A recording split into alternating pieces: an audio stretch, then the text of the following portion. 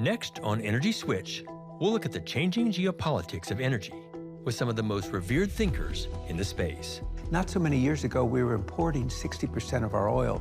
Today, we are the world's largest producer of oil.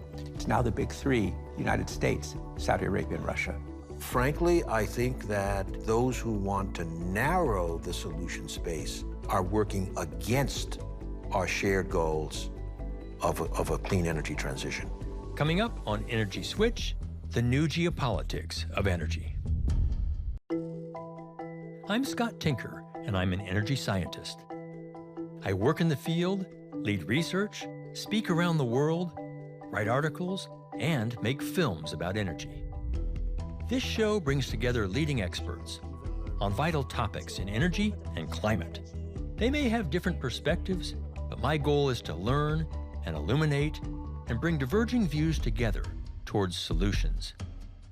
Welcome to the Energy Switch.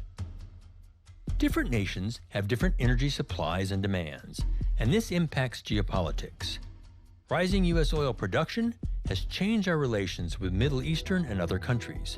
Differing emissions reduction goals sometimes pit countries with mature energy systems against those who are still developing. Across all nations, the energy mix is evolving. I'll talk about all this with two world-leading experts. Dr. Ernie Moniz is a nuclear physicist who served as U.S. Secretary of Energy, directed the MIT Energy Initiative, and now leads the Energy Futures Initiative. Joining him is Dan Yergin, the Pulitzer Prize-winning author of The Prize, The Quest, and The New Map, is also vice chairman of S&P Global, a leading information service provider. On this episode of Energy Switch, the new geopolitics of energy. Let's just jump right into it. U.S. oil industry's done pretty well in the last few years. What's that doing to change our position globally? It's changed the economic position of the United States. It's changed the balance of payments of the United States, saved maybe $400 billion a year. And it's given the United States a new degree of influence and a different dimension of influence in the world that it didn't have before. Yeah. I would just add that it's also clearly changed the dynamic of the other oil-producing countries in the Middle East. So I agree with Dan. This is certainly a big change in the geopolitical dynamic. Right. Not so many years ago, we were importing 60% of our oil. Today, we are the world's largest producer of oil. It's now the big three: United States, Saudi Arabia, and Russia. Mm-hmm. What could change it? I mean, double oil production in less than 10 years, probably one of the fastest changes in energy terms we've seen. The fastest in history for oil. So what could change that? What are the dynamics there? And could we go right back down? Or?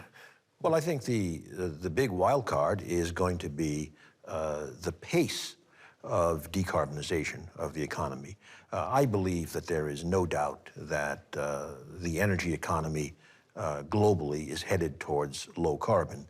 Whether it's net zero by some date definite or not, we are heading that direction.